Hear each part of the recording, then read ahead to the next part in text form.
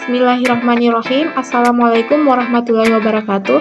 Terima kasih atas kesempatan yang telah diberikan. Perkenalkan, nama saya Rahmin, Stambuk F1C11785, mahasiswa jurusan Kimia, Fakultas Matematika dan Ilmu Pengetahuan Alam, Universitas Halu Oleo. Di sini saya akan memaparkan presentasi tugas saya, yakni sintesis grafena untuk memenuhi tugas mata kuliah sintesis senyawa anorganik. Nah, jadi proses sintesis yang akan saya bahas di sini yakni sintesis dan karakterisasi grafena dengan metode reduksi grafit oksida menggunakan pereduksi Zn. Sebagai pendahuluan, kemajuan teknologi saat ini menyebabkan perkembangan material di bidang kimia dalam berbagai disiplin ilmu. Salah satu material yang sedang berkembang yakni grafena. Grafena merupakan susunan atom berkerangka heksagonal yang mirip sarang lebah dan membentuk satu lembaran setipis satu atom. Nah, grafena ini ditemukan pada tahun 2004 pada lapisan terluar dari karbon. Kisi grafena tersusun atas dua lapisan atom karbon yang memiliki ikatan sigma. Susunan atom karbon ini sangat teratur dan hampir sempurna, sehingga sangat baik untuk dikembangkan menjadi material-material dalam berbagai industri dan lain-lain sebagainya. Nah, sekarang masuk pada metode sintesis grafena. Metode sintesis grafena ada berbagai macam. Yang pertama ada metode chemical vapor deposition atau CVD pada logam Ni dan Cu. Ada juga metode reduksi grafit oksida, dan yang terakhir ada metode penumbuhan grafena dari silikon karbida atau SiC. Nah, metode CVD dan metode penumbuhan grafena dari silikon karbida ini sangat tidak efektif karena dia membutuhkan biaya yang besar. Untuk itu, pada pembahasan kali ini digunakan metode reduksi grafit oksida karena selain biaya yang relatif murah, dia juga dapat menghasilkan grafena dengan sifat yang lebih unggul dibandingkan metode-metode lainnya. Proses sintesis grafena. Nah, jadi proses sintesis grafena ini menggunakan modifikasi dari metode Hamber, di mana 2 gram sebuk grafit ditambahkan 98 mili H2SO4, kemudian ditambahkan 4 gram NaNO3 saat pengadukannya setelah berlangsung selama 1 jam. Setelah itu ditambahkan 8 gram KMNO4 setelah pengadukan berlangsung selama 2 jam. Nah, kemudian campuran ini tadi diaduk selama 4 jam pada suhu 20 sampai 0 derajat Celcius.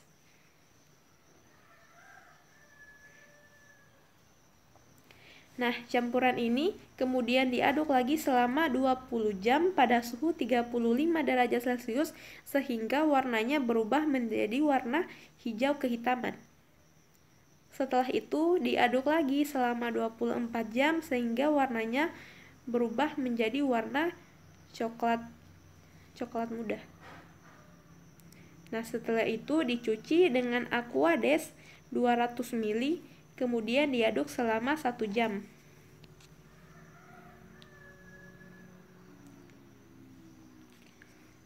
Nah, campuran yang telah diperoleh tadi kemudian ditambahkan H2O2 30%. Setelah itu disentrifugasi dan dicuci dengan HCl 80 ml ditambah Aquades 80 ml. Setelah itu dikeringkan pada suhu 110 derajat Celcius selama 12 jam sehingga didapatkan lembaran-lembaran oksida grafit. Kemudian grafit oksida tadi sebanyak 40 mg ditambahkan dengan 40 ml Aquades dan diaduk selama 1 jam.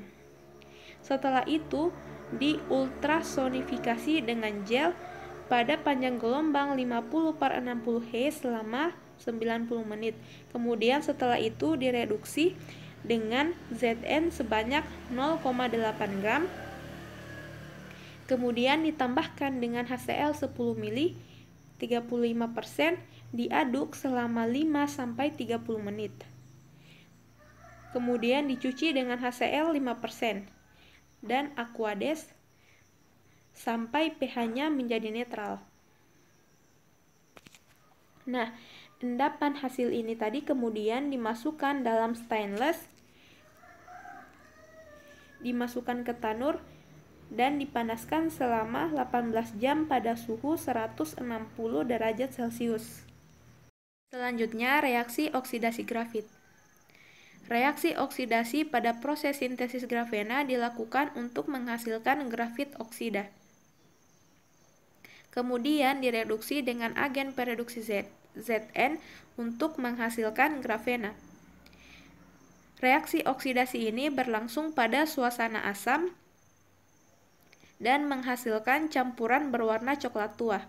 Adanya perubahan warna dari hijau tua menjadi coklat tua ini diakibatkan oleh reaksi antara grafit, KMnO4 dan H2SO4. Nah, reaksi ini mengindikasikan bahwa proses oksidasi telah dimulai. Dalam proses reaksi ini juga dihasilkan beberapa gugus-gugus fungsi seperti yang teman-teman dapat lihat di sini. Ada beberapa gugus fungsi yang dihasilkan, yaitu ada gugus fenol, gugus epoksi, keton, karbonil, dan gugus karboksil. Nah, gugus-gugus fungsi yang terbentuk ini menyebabkan material bersifat sangat hidrofilik dan mudah terkelupas sehingga dihasilkan grafit oksida. Nah, selanjutnya direduksi dengan pereduksi Zn. Reduktor Zn pada reaksi ini berfungsi untuk mengembalikan cacat struktural pada kisi karbon dengan mengembalikan konjugasi V dan untuk menghilangkan gugus fungsi. Teman-teman bisa lihat di sini, setelah direduksi dengan pereduksi Zn, gugus-gugus fungsi yang ada tadi dapat dihilangkan. Nah, berikut reaksi Zn dalam menghilangkan gugus-gugus fungsi yang ada tadi.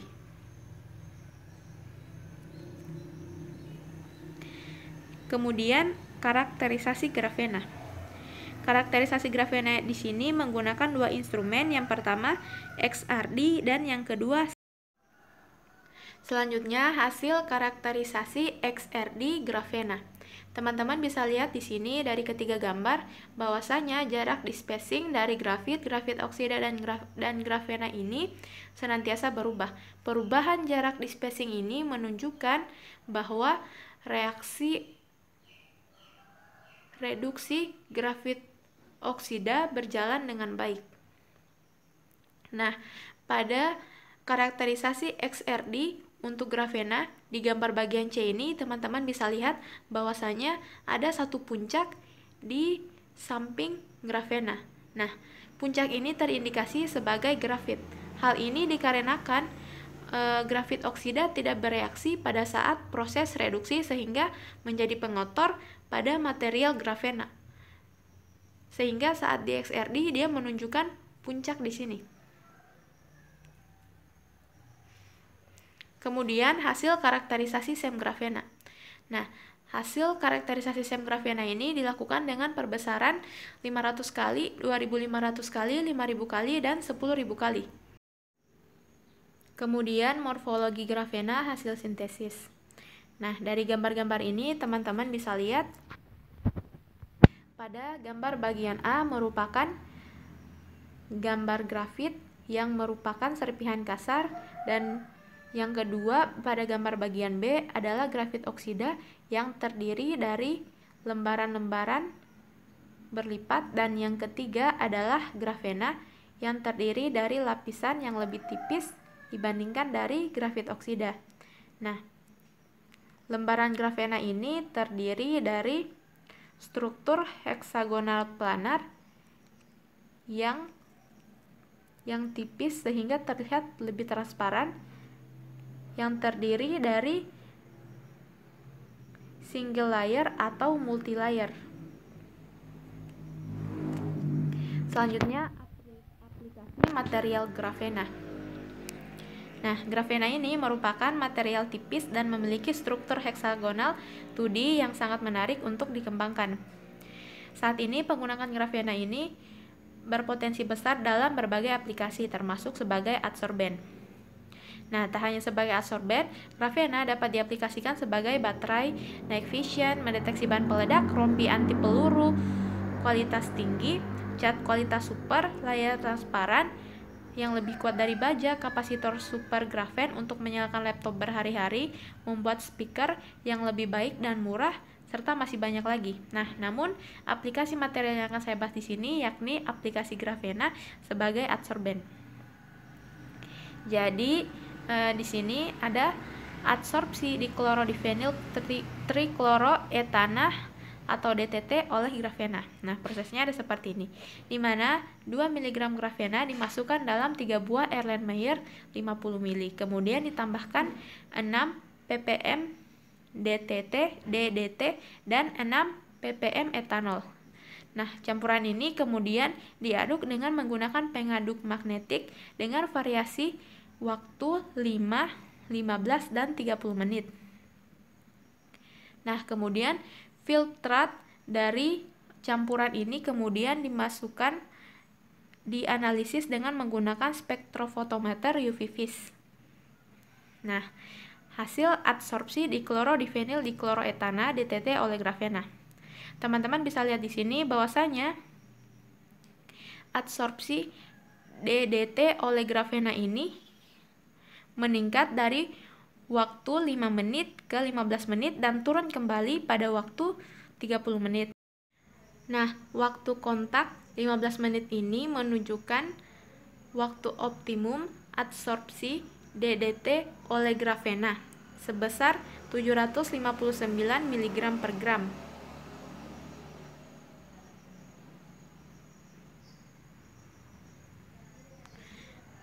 Nah, itulah hasil presentasinya. Terima kasih. Jadi, itulah hasil presentasi saya.